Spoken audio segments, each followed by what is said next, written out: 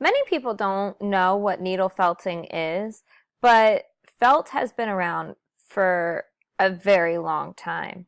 In industry, needle felting was made for purposes of cars or to fill in. Felting is the oldest textile fabric dating as far back as 6,300 BC. It is created from wool or other animal fibers that are densely matted together. Felting predates spinning, weaving, or knitting, and for centuries, this non-woven fabric has been used for yurts, blankets, rugs, hats, boots, and clothing.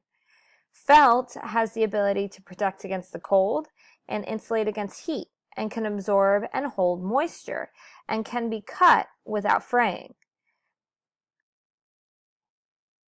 Needle felting now is a term for using one or more felting needles by hand to create flat felt or felt sculpture.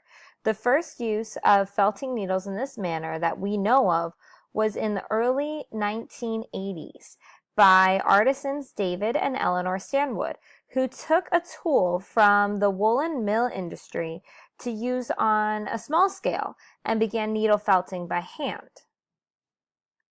Needle felting is not as popular as wet felting, but more people have been doing it, mostly because wet felting is a messy process. You need water, you need soap, it makes a mess, you have to clean up after it.